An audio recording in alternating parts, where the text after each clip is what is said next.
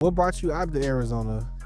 So AB at the time was going through some things in her last relationship, and I was 19 at the time, so I just had like this inclination, right? I had this inclination, and around the time I was smoking weed, I was hanging out with with the homies.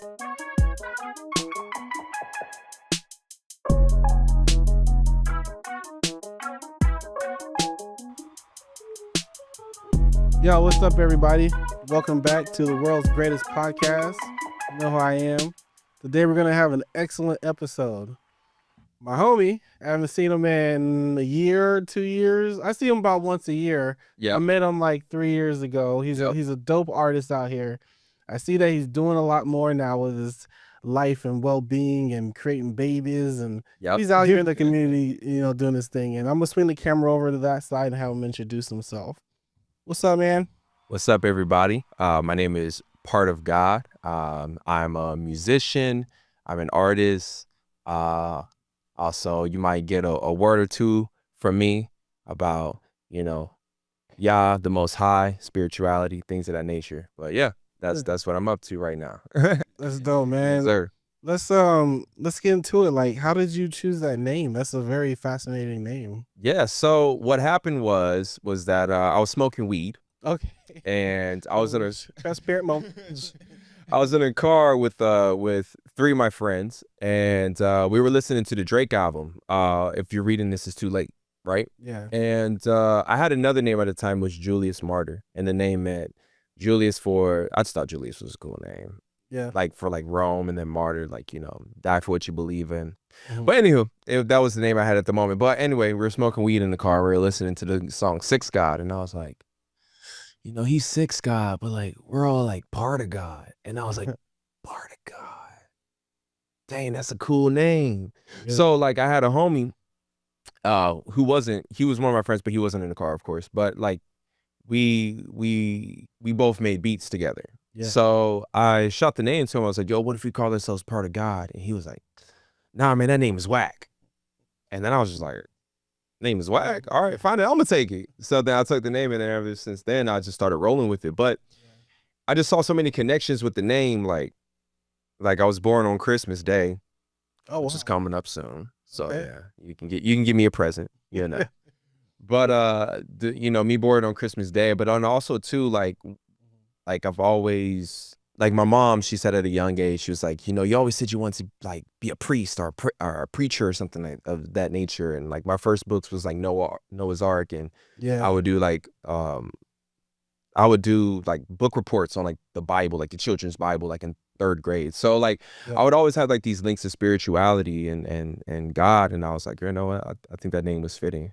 Yeah. Yeah. I think it's very fitting for you as well, man. Like, just in the short time that I've known you, you've been like an example of that. Yeah. You know what I mean? I haven't heard anything bad about you. You know what I mean? Not yet.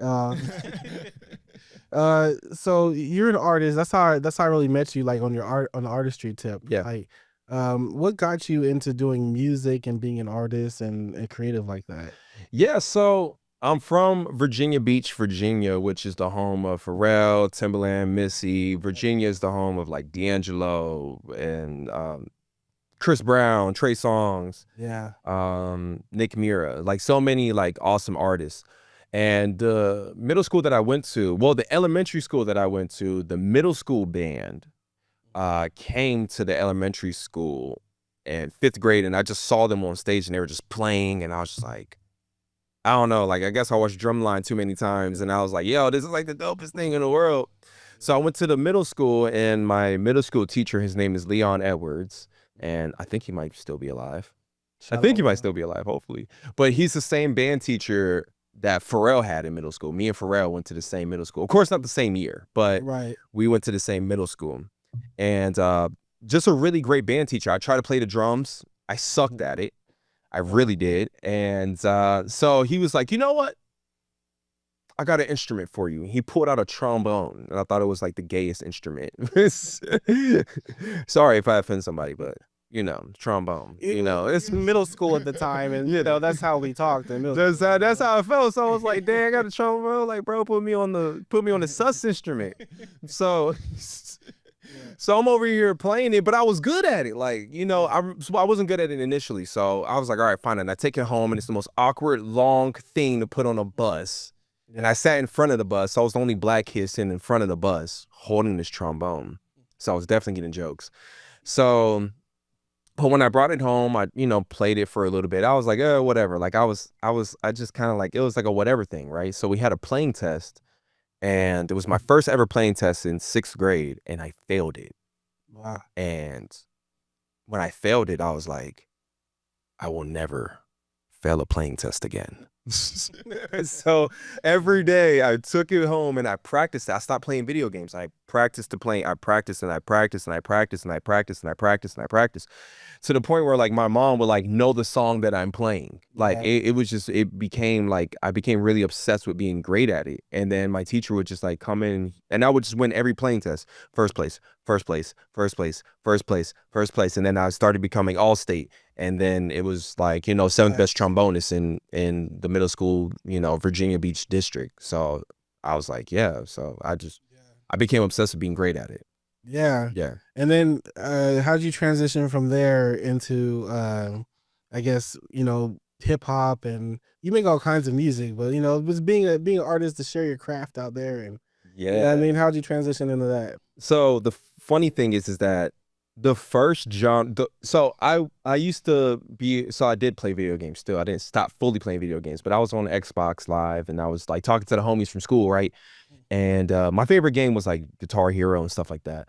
But like, which again, I like also played into the music thing. Like I really love Guitar Hero, right? So like around like 7th, 8th grade, my homie was like, you know what, man, you know, there's this program called like FL Studio that like people make beats on. And I was just like, really, huh? And I was like, all right, cool. So like I illegally downloaded it on my computer. As we all did. As we all did. It's still illegally downloaded. I will never buy it. Yeah, I got the cracked copy too. I will never buy it. But yeah, so anywho, around that time, my mom was in like this a bad relationship, let's say. And then we got kicked out of the house that we were in. So so basically the first time I did FL Studio, I was on it, and then I kind of like deleted it because I was like, this is stupid. Kind of like the same thing with the trombone thing. And then when I got kicked out of the house, I didn't want to play video games anymore. We were in a hotel, and I was just like, I don't really know what to do. I'm kind of bored playing video games. Let me download the FL Studio thing again.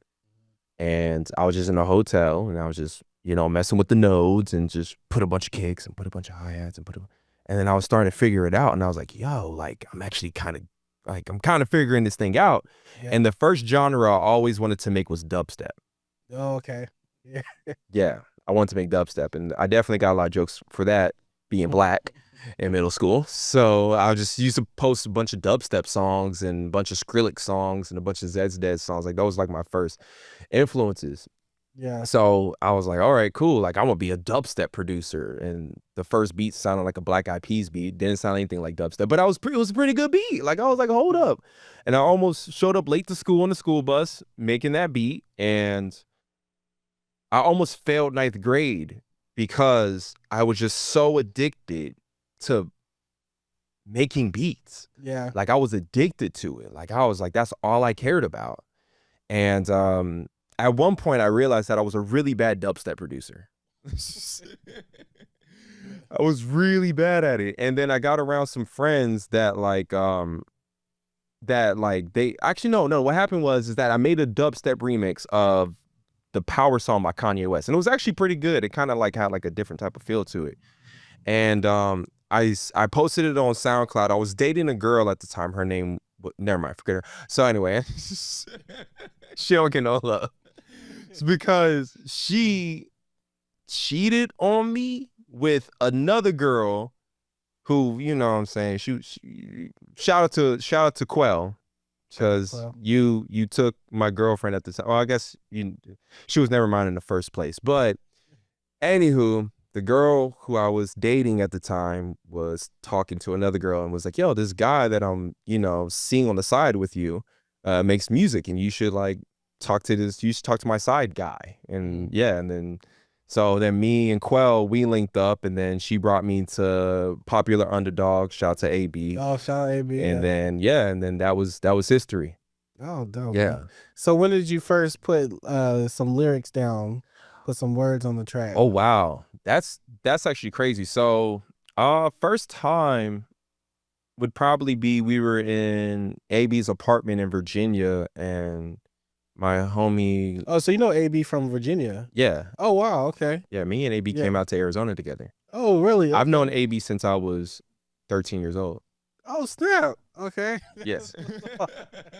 Yo, I known AB since I was 13. Yeah, me and AB go way back. Yeah. Way back. Shout out That's to her. I cool. pray that she's doing well. We haven't talked in a minute, but you know, I pray that she's doing well because I mean, I've been having the kids, so that's been focused on that. But yeah, so AB was recording one of the artists. His name was Kumo Dolo. Shout out to Lorenzo, and then he just had a track, and I just hopped on the track, and I didn't even know how to use my voice. Like I was yelling into the mic, and they were like, "All right, bro, we understand. Like you're enthusiastic, but we need to tone it down a little bit." So I was just like, all right, figuring out my voice. And it was a cool verse. Like, it was all right. You know what I'm saying? And then I was like, you know, let me just keep on going. And then the second time I got on the track, that was probably when I was like, probably like 16. And then the next time I got on the track was when I finally moved out to Arizona and I was 19. Okay. So it took me like 3 years to get right back on the track. So, I mean, I'm pretty sure I did like some singing things here and there, but Features and stuff. yeah, but like before I became like a true like independent, like let me get on the track for myself type artist. Yeah, probably like 19 years old. Okay. Yeah. Yo, that's incredible, man. What brought you out to Arizona? So AB at the time was going through some things in her last relationship, and you know I was 19 at the time, so I just had like this inclination, right? I had this inclination, and around the time I was smoking weed, I was hanging out with like, you know, with the homies, but like I was just kind of like I just didn't know. I knew I wanted to do music, but I just felt this,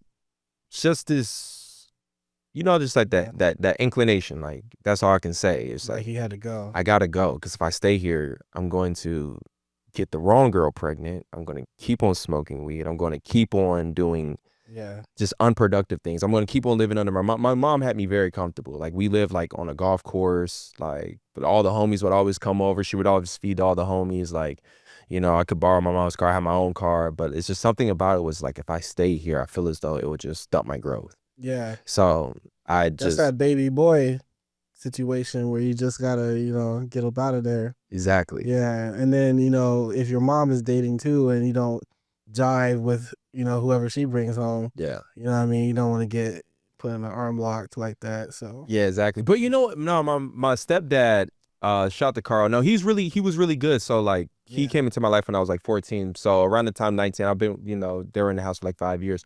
Yeah, it just seemed like I don't know. I just knew that there was more for me. So I asked my mom initially. I was like, hey mom, I think I just want to visit with, you know, AB, because not only AB was going to Arizona, but Quell was going to Arizona, and then also another dude named Reed Cash. They all three were going to Arizona. We all three were in the group, Gene's Child. And I just told my mom, I was like, hey mom, I think I just want to like check out Arizona. She's like, why check it out? Move. And I was like, okay, you want me to move out? Move out. You want me to move out? Then I'll move out. And so I got into a car with them. It was a 1987. It was in the 80s. I knew it was in the 80s. It was an old Nissan, and we put all of our stuff on top, and we drove. Wow. We drove to Arizona. Man, that's like incredible because like you gotta move in faith. You gotta follow your spirit. Yeah. You know what I mean? And you gotta get uncomfortable.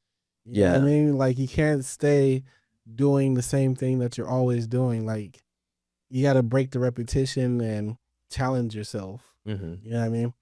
That's real dope, man. Yeah. That's awesome. And it kind of like segues into a question you asked me earlier about like why I do this. Yeah. So it starts with passion for me. Like I'm real passionate about creativity, passionate about education and collaborating. So like if those things are involved, that's kind of like gets me going and gets me excited. Like what am I going to learn today? Who am I going to work with? What are we going to build? What are we going to create? Like those are my jams. So when I was able to partner with Iron with Rock, he already had this space. Yeah. So I was like, yo, let me just, you know, help out with the space, help manage it, work with the artists. work with a podcaster. So I had to get uncomfortable too, man. I had to learn how to podcast. Yeah. You know what I mean? Like I had to learn how to, have conversations, talk with people, things like that, because we had to have examples of what you can do with the equipment and stuff. So I got to sit down and show people. And then also I've been an artist too since I was a teen. So like I'm in a creative environment now, so I can walk in any room, listen to a beat, see who's making what. Let's work on that. Let's jump on that track together. So that's really what brought me here. And then just the other side of music too is like learning the business side. Yes. You know what I mean? Like super important. Providing information to artists, or just being a resource for questions they have if they don't know what to do. So I literally studied that shit. I got obsessed about it. Like, what is the whole music administration? What's publishing? Yes. What's all the mechanical licenses and different ways you can get your money and all that. So that's pretty much what I do, man. That's what I do here. Do you give lessons on that? What do you mean by blessings? No, lessons. Oh, yeah. You do? For sure. Okay, for sure. I need to tune in on that. For sure. So for me, it starts with consultations. Yeah. Because each person is different. So I would meet with you and see like, well, where are you at in your career, and what do you want to do next, and what do you want to learn? The goal for me, learn about the artist and see what there is for their growth to get them up to a point of being managed. A lot of artists want managers. They don't have nothing quite yet ready to manage. So let's get you to a point where we got something to manage, and then boom, I already know you. I can manage you. Let's get it going to the next step. So each artist is different. It's an assessment for each person. Yeah. But at the end of the consultations, they don't cost anything. I give you an outline, a piece of paper that you can take with you, and you can go find those things. Yeah. You know what you got to do next. So it's just a matter of going towards the challenges and not staying in that pleasure zone of doing what's easy. Yeah. You got to go do the hard shit, like in everything. What do you feel like is the hardest thing for artists to do? Consistency. Yeah, consistency is probably the hardest thing. And not a lot. Some artists are in this because things happen in life, and this isn't a creative outlet for them. So we have people that are hurt, and they have to express themselves with music. So you're dealing with these personalities that are sometimes need healing, and so you have to figure out how to engage with them so they can go through their healing process while being creative and consistent. Yeah. And that can be a little challenging, because you're going to hold up the mirror, be like, we still got to work on things like accountability and, how you speak to people and respect, or whatever the thing is they have to work on. We all have kinks. Yeah. Like, what are the kinks that we're working on? And then in that process, staying consistent and making music or whatever the project is. Yeah, I feel that. I was just talking to a videographer, shout out to One Shot, and one of the things that he was saying was, and I agreed with it, he was like, man, I hate working with artists. I don't like working with artists. And I was like, I feel that, like, as a producer and songwriter and engineer, like, I hate working with artists too. Even though I am an artist, because I have some of those difficulties, those difficult idiosyncrasies that certain artists have. Like, I have my own emotional issues. That's why I just feel like now, like, the space that I'm in, like, okay, let me just focus on myself. Like, if I'm going to work on music, like, let it be my music, let it be me working with me, and all right, what do I need to do, rather than like, let me try to figure out what another person is doing. Because like, one thing about working with artists is like, they'll like the song today, hate the song tomorrow. They'll, oh, I want to go to this. It's like artists are like, it's like too emotional. It's like, it's too, and I noticed that even with myself. I feel as though like now that this is the best I feel as though I've ever done and made music. Is like, okay, let me just stop being, let me be let me have emotions, but not be emotional about this, because it's a career. Like when if I was to work at like, let's say, Fries, like I can't be emotional every day. Like I have to have a certain consistency. You're spot on, man. And there's nothing wrong with the emotional part of it. It's just that the emotion in business gets challenging. Yeah, and that's where artists hit the wall. Like you got to bring the emotional part away from the business part, or else you're gonna be kind of spinning your wheels there. And it's challenging. Like no one's perfect. It is about it's the learning process. A lot of what I'm about too is like people have already done this. Like what we're trying to do has already been done. Yeah. So let's just look at what they did, how they succeeded or messed up, what lessons they learned, and apply that to what we're doing. Yeah. You know what I mean? We don't have to go through the same thing that they went through because they did that kind of for us already. Yeah. Who are some artists that you look at career-wise and you're like, man, I really like how their career ended up? Oh, that's a good question. Artist career-wise. So producer-wise, Pharrell. Yeah. Jesus, one of one. Producer Kanye. Artist Kanye, I think maybe I would have liked a different trajectory in his creativity. I did like his Christian albums though. Yo, I thought those were good. I think this is my opinion. A lot of people be like, oh, Kanye West, oh, Kanye. I'm like, I think Kanye West, like Jesus' King/Donda era was his best. Like, I think that was like good. But then like after that, it's like, no, but I think like even what he was doing like outside of music, career-wise, I think that was like his best era. Yeah. He was cooking for sure. Yeah. Who else? And then like Quincy Jones, who just passed away. He just passed away? Yeah. Under a rock. About a month ago. He's passed away a month ago? Yeah. So I've been under a rock. Like the way that he was able to like galvanize superstars. Yeah. Like he made We Are the World, Yeah. which has like 50,000 superstars of that time period to make a song together. And just to be able to manage those egos to accomplish a song. The biggest star in the world at the time, Michael Jackson. Yeah. They have him come together and he just did Thriller. So like I look up to Quincy Jones and what he accomplished. But that's pretty much it for me, man. I don't really like fanboy or idolize too much on people because I want to make my own thing.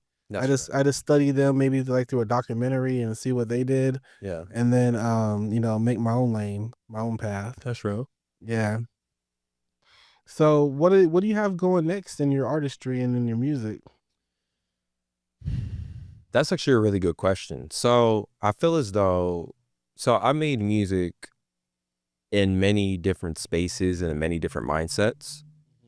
So one of the mindsets that I made music, I was in a group called Mahogany 4, and I made music from this more so like, I don't care, like rebellious type of mindset. And then I've also made music from like you said, the hurt mindset. Like, oh, I'm going through these certain emotions, whether it's like my conflicts in love or like my conflicts in like life or finances or things of that nature.